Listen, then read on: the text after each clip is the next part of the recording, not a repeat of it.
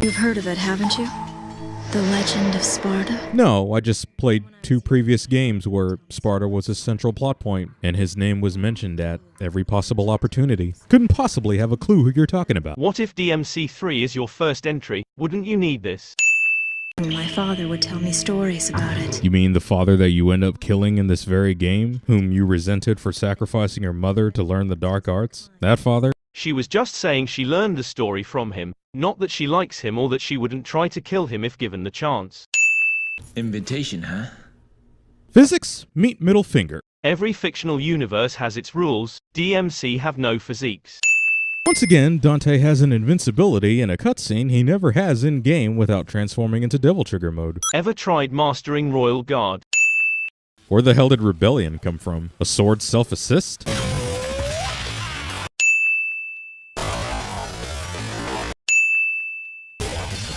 Details fool, they are important.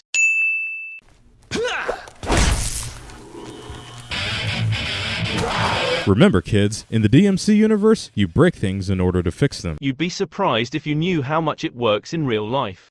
You guys totally wrecked my shop, and I haven't even named it yet! How? There was no explosion between the previous mission and now. Just a huge chaotic fight inside, that you took part of.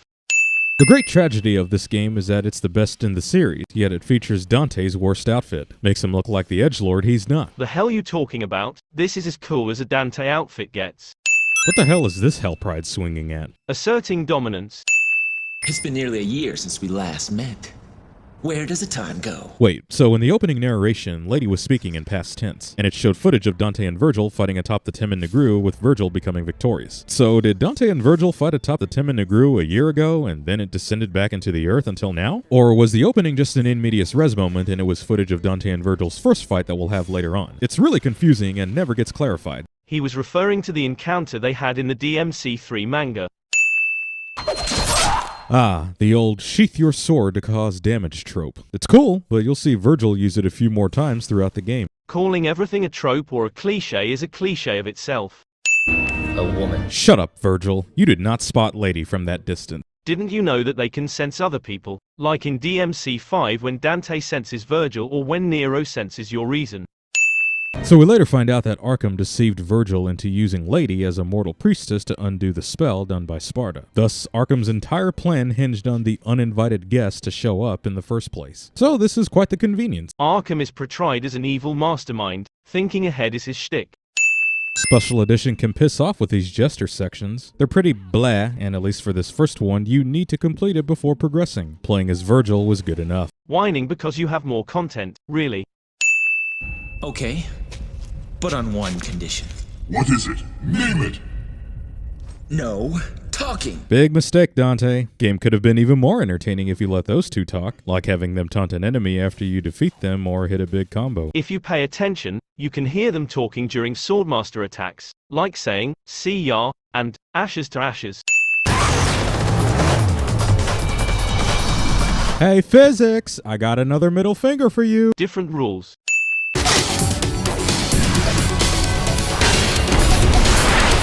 Lady, you dead.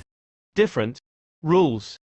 Not even the all-time greats are immune to the rule of 3 cliche. Yeah, I know you technically don't need to do all 3 to progress, but you do if you want that Artemis gun. More cliches. Your dear papa. Plot reveal that Arkham is Lady's father surprises absolutely nobody. How could you tell? Lady got that far up the tower when Dante has had to battle demons to break spells on doors that lead to rooms that open up bounce pads and elevators. That motorcycle can only defy so much gravity. That or Lady was just using the level skip cheat code. You saw what the motorcycle was capable of during those 2 lady scenes, and even later you see Dante use it to skip climbing the tower again. Once again, Dante can shrug off a headshot like it's a pinch in a cutscene. Not gonna be the case when we fight Lady later on. Royal Guard insecurities. The red orb fountain we saw earlier when Arkham left is nowhere to be found when we reach this section. You didn't find it because you already destroyed it, you fool. So now you're not able to just shrug off mortal wounds. Except he did. If he didn't, then the game would have ended here. Inability to switch your styles on the fly. You only say this because you played DMC4 and DMC5. If you never did, then you would have never considered this as an issue. Go, go, acid waterfall. Doing the rule of three cliche again. More cliches.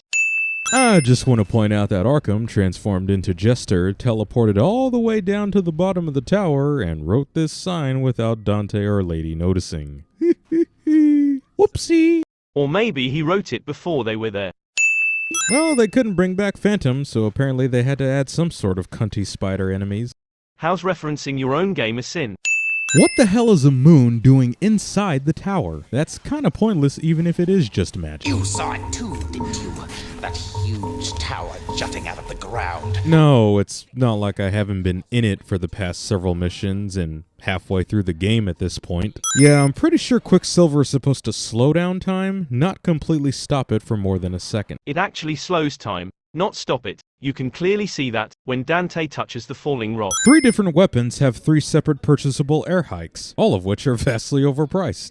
Okay, so you know how Dante's devil trigger changes depending on the weapon he has. It's because DMC3 Dante is the weakest, his devil form is drawn out from the weapons. Same with these air hikes, as they are the individual weapon ability, not Dante's. That's why you have to buy it more than one time. My dude, have you seen Lady throughout this game? She is anything but pure and innocent, and that's a good thing, but your claim is still bullshit. Now the heroes are following the classic villain cliche. What are they waiting for? Kill Arkham now! So we've already established that the motorcycle defies gravity, and then it becomes clear that Dante could have just taken it from Lady and used it from the beginning. Lady is 100% human, right? She's still able to use that injured leg and isn't suffering from any altitude sickness. You can say she was motivated. These enemies can fuck right the hell off. Can't handle a tough enemy, it seems. Nothing like a forced boss rush section to increase your anger and frustration. Whine about DMC3 for having a boss rush. Bash on DMC5 for not having a boss rush. What the fuck do you want? So, Dante, you remember in DMC1 where you said you believed Mundus was responsible for your brother's death? If you kill a 100 demon in the credits, you'll get a secret ending showing Virgil losing to Mundus. Crazy? Huh.